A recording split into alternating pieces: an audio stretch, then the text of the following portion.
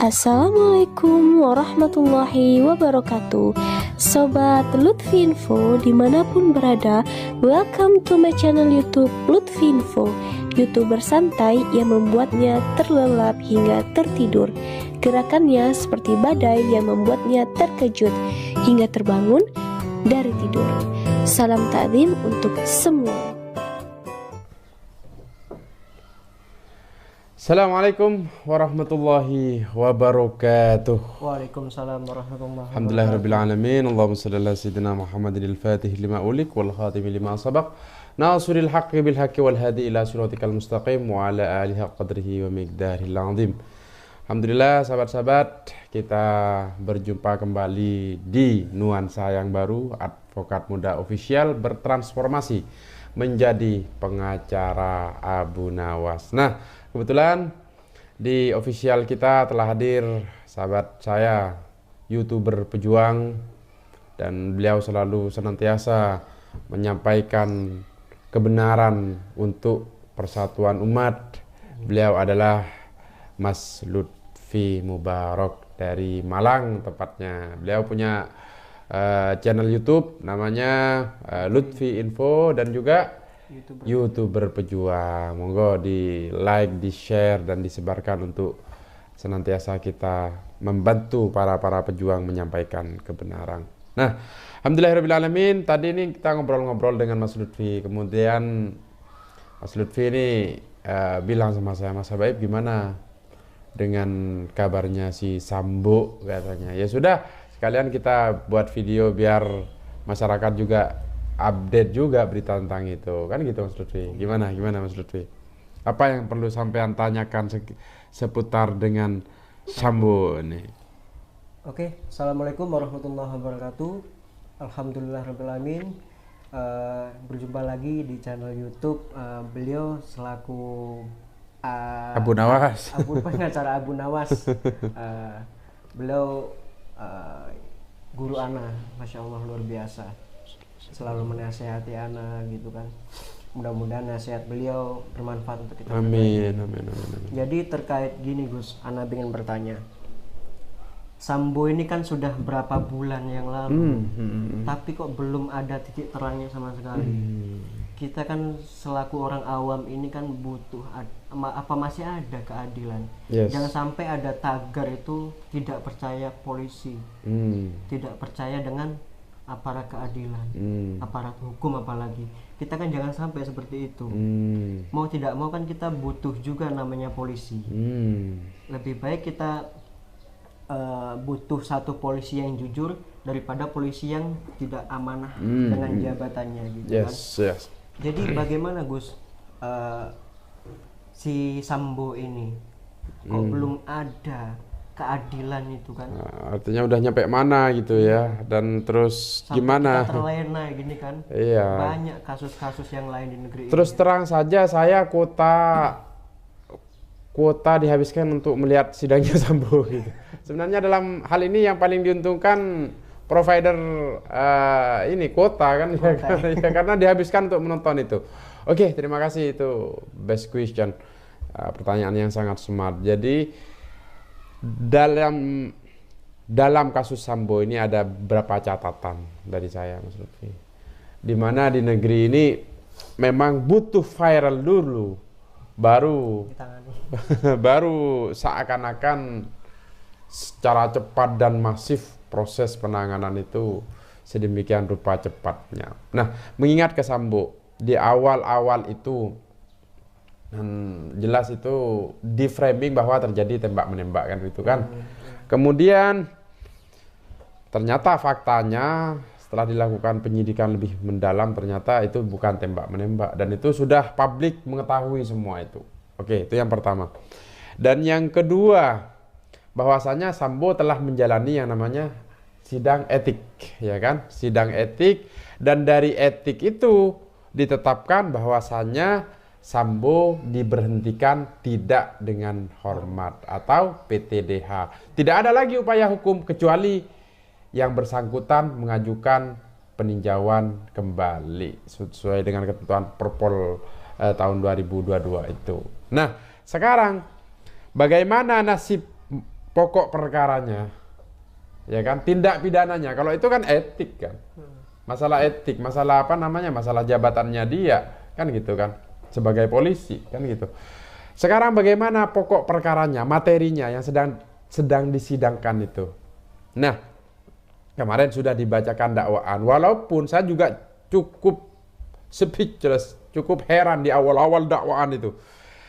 Sekarang dakwaan dibaca, langsung seketika itu pembacaan eksepsi.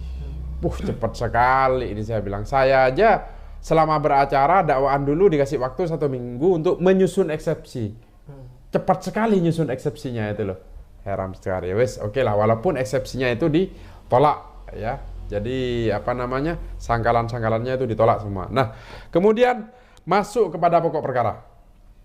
Masuk kepada pokok perkara, diperiksa saksi-saksi dari si Kuat Ma'ruf, dari apa namanya, dari semuanya, kepolisian, ART, semuanya diperiksa itu, ya kan? Terkait dua tindak pidana ini kan, Mas Lutfi. Yang pertama ya pembunuhan itu, pembunuhan berencana. Yang kedua, obstruction of justice, menghalangi atau merintangi penyidikan. Itu udah main-main juga ancaman pidananya. Nah, itu udah diperiksa semua. Dan yang membuat kita ini harus ini kawal benar-benar. Kemarin, insya Allah di semua channel banyak menayangkan ketika anak buah si Sambo ini diperiksa, Sambo dengan tegas mengatakan ini salah saya salah di awal-awal memberikan keterangan tidak benar. Itu perlu dicatat. Artinya dia udah mengakui kesalahannya, mengakui bahwasanya dia sebenarnya yang bertanggung jawab, bukan salah adik-adik saya, kan begitu kan? Nah, pengakuan ini adalah memiliki pembuktian yang absolut, sempurna sudah pembuktiannya, kan gitu kan? Artinya udah sempurna sekali. Nah, pertanyaannya sekali lagi, bagaimana nanti jaksa penuntut umum melakukan upaya penuntutan dan hakim dalam memutus perkara ini. Begitu Mas Lutfi. Oke. Jadi gitu teman-teman semua yang bertanya terkait Sambo yang sampai berbulan-bulan ini beritanya terus-menerus, sidangnya terus-menerus, padahal kan bukan hanya Sambo saja di negeri ini, banyak. Maka daripada itu, ini khususnya pesan untuk Bapak Kapolri. Pak, tolong dengan Bapak bertindak adil seadil-adilnya, maka di situ akan menaikkan rating Polri, akan menaikkan marwah Polri. Banyak Pak kasus-kasus ini. Kita sebagai orang awam, saya pribadi, YouTuber saja sih, yang selalu mengamati media, ingin adanya keadilan Pak. Yes. Jangan sampai marwah polisi ini jatuh gara-gara orang-orang seperti ini. Oke. Nah ini Mas Lutfi, saya sudah bisa masuk ke SIPP PN Jakarta Selatan. Jadi bagi sahabat-sahabat, sekali lagi saya sampaikan, kemarin di konten sebelumnya sudah saya sampaikan bagaimana mengecek jadwal sidang. Ini sudah sidang ke-8 Mas Lutfi, dan agendanya pemeriksaan saksi. Sekarang ini pemeriksaan saksi-saksi. Setelah pemeriksaan saksi-saksi biasanya tuntutan. Setelah tuntutan baru itu namanya pledoi atau nota pembelaan. Kalau mengajukan nota pembelaan, baru setelah itu putusan. Pertanyaannya, berapa hukuman yang pantas untuk Sambo? Coba saya nanya ke Mas Lutfi dulu nih, selaku YouTuber. Kira-kira hukuman apa yang pantas untuk mantan Irjen FS ini, Verdi Sambo ini, di mana kasus ini luar biasa atensinya. Seorang presiden pun yang bersuara, bahkan semua pihak bersuara. Menurut sampean, kira-kira yang pantas hukuman berapa? Kalau menurut saya pribadi, karena mantan Irjen Pol FS ini, beliau adalah salah satu polisinya polisi yang memegang, yang berpengaruh di kepolisian, khususnya kepada pada anggotanya yang lain, maka hukuman yang pantas itu adalah karena ini pembunuhan berencana. Saya nggak paham tentang hukum, tapi namanya pembunuhan berencana yaitu seumur hidup minimal. Minimal ya? Minimal. Tidak ada 20 tahun apa enggak, seumur hidup atau hukuman yang itu.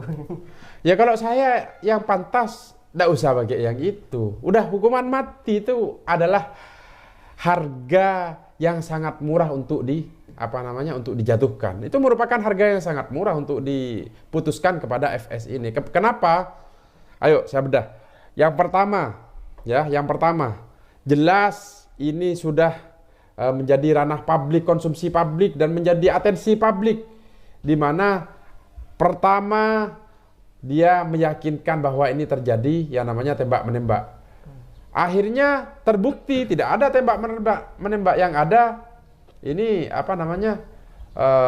dalam penyelidikan ternyata pembunuhan berencana yang sekarang disidangkan. Walaupun belum putus ya, tapi faktanya ternyata tidak ada tembak menembak, kan demikian. Sehingga menurut saya publik sudah ini yang dibodohi kan. Publik semua ini, sehingga tidak ada alasan pembenar yang dapat memberikan legitimasi yang bersangkutan mendapatkan hukuman di bawah hukuman mati. Itu yang pertama. Yang kedua,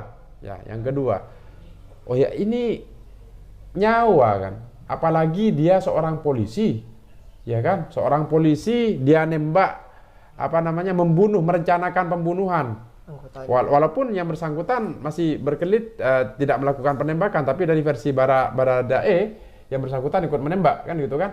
Sehingga menghilangkan nyawa. Kalau di kita jelas an-nafsu bin nafsi, ya nyawa dengan nyawa lah kan gitu. Bagaimana hancurnya keluarga korban kan gitu kan dengan adanya kasus ini, sehingga tidak ada alasan pembenar yang memberikan legitimasi untuk yang bersangkutan dihukum di bawah hukuman mati. Jadi minimal, kalau Mas Lutfi mengatakan tadi minimal itu hukuman seumur hidup. Kalau saya minimal ya hukuman mati, maksimal ya hukuman mati kan gitu. Dan yang ketiga ini menyangkut marwah institusi Polri, di mana yang selama ini saya sendiri turut menjaga ini agar gimana Polri ini menjadi kebanggaan masyarakat. Ternyata ini polisinya polisi, Kadif Propam yang melakukan itu kan. Sehingga untuk dan agar ini menjadi cermin, untuk dan agar ini menjadi menjadi ibroh kepada masyarakat, tolong ini harus keadilan itu harus ditegakkan. Keadilan yang harus ditegakkan minimal yaitu hukuman mati bagi yang bersangkutan. Kenapa? Agar tidak muncul lagi hal-hal seperti ini. Oh, saya gara-gara ini sebulan saya kuota habis terus itu. Staf-staf saya lihat Sambo terus kan gitu kan. Dan di TikTok semua muncul. Semua muncul di mana-mana. Jadi begitu Mas Lutfi. Intinya kita semua, Mas Lutfi tadi menyatakan saran untuk Bapak Kapolri ke depan agar bagaimana adanya regulasi yang mengembalikan marwah polisi ini agar kembali dicintai oleh masyarakat. Dan kalau saran saya, bagaimana penegak hukum dalam hal ini jaksa dan juga hakim bisa juga menjaga marwahnya kejaksaan, juga bisa menjaga marwahnya marwahnya pengadilan dengan memberikan keadilan, kan gitu. Sehingga harapan saya jelas hukuman mati adalah hukuman yang sangat setimpal bagi yang bersangkutan. Bukan ini video ini untuk memberikan efek pressure, bukan, tapi fakta yang berbicara. Mau tanya ke siapapun ya jelas kalau dilihat dari ceritanya ini yang pantas adalah hukuman mati. Begitu Mas Lutfi ya.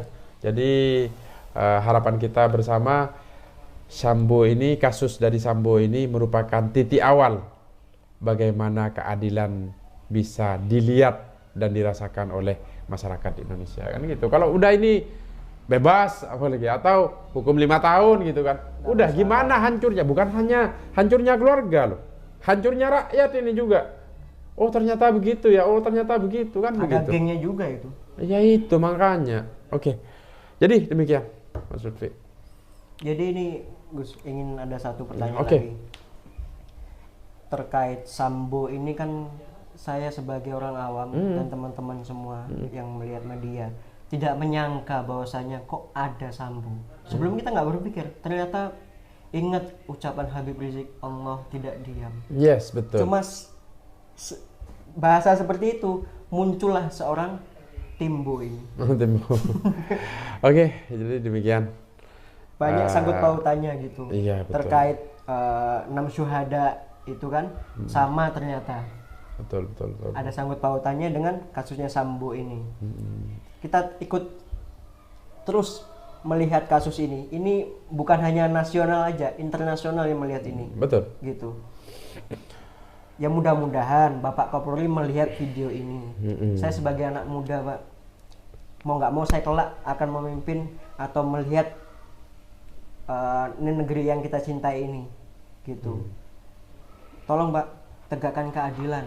Saya secara pribadi, Pak, agar Bapak sebagai Kepala Polisi Republik Indonesia, Bapak memegang penuh anggota Bapak ke bawah. Bapak harus tegas, jangan ada berat-berat hati lah gitu kan. Maupun Ferdi Sambo ini dulu pernah dekat dengan Bapak gitu kan. Gitu, Pak, tegakkan keadilan, Pak, ya. Barakallah. Oke, demikian Mas Lutfi. Jadi demikian sahabat-sahabat, intinya pesan saya singkat sekali. Hal jazaul ihsan illal ihsan. Tidak ada balasan kebaikan selain kebaikan pula. Aqulu qauli hadza wa astaghfirullah li wa lakum. Tetaplah berbuat baik, tetaplah sampaikan kebenaran bersama pengacara Abu Nawas dan YouTuber Pejuang dan Lutfi Info. Assalamualaikum warahmatullahi wabarakatuh. Ya.